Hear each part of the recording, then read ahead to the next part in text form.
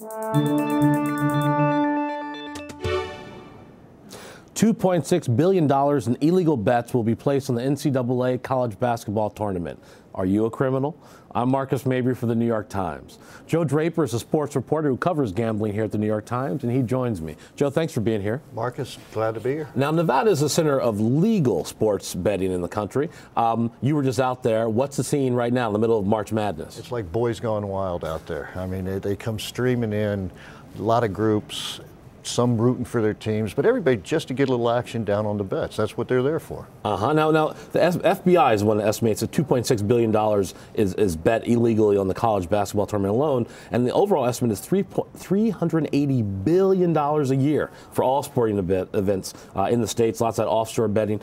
But there's a tension here because actually the states where it's not legal actually want to get in on the action. They want some of this tax revenue. They absolutely do. You know, they see 200 million bet out there in Nevada, and they say, why can't we have some of that? They see 1.8 billion brought down in Britain for taxes. I mean, in Britain, there's a minister of gambling. It's a cabinet level position. Everybody's a little broke right now. Everybody's looking for ways to stop up their budget shortfalls. And this is something we all do. And everybody does understand there's pools in this building, believe it or not, I'd imagine. More than one pool, yeah.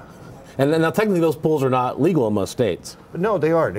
They're not supposed to be there. But usually unless somebody takes a VIG at 10% off of it. Cut off the top of the whole cut off the top, then that becomes illegal and they come after you for that. Okay, now what is the NCAA's problem with this? More and more states want to do it. The NCAA doesn't want to see it, and they're even taking people to court over it. You know, I think it's a matter of perception, and it's sort of a, you know, supporters will say it's a disingenuous thing because Nevada's been doing this since 1949. Right. They've lived with legal gambling for 70-some years.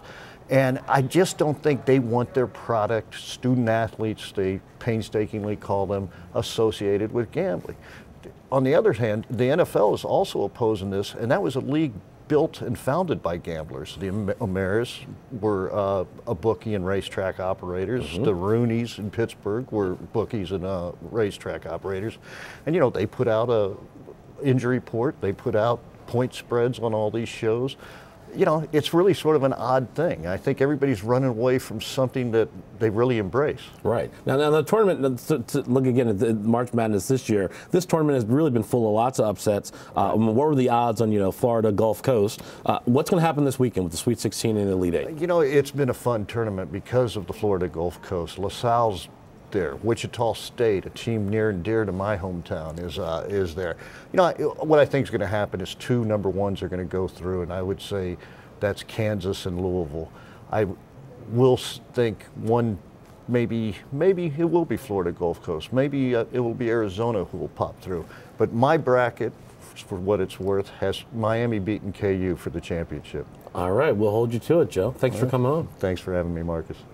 That's all for now. I'm Marcus Mabry for the New York Times.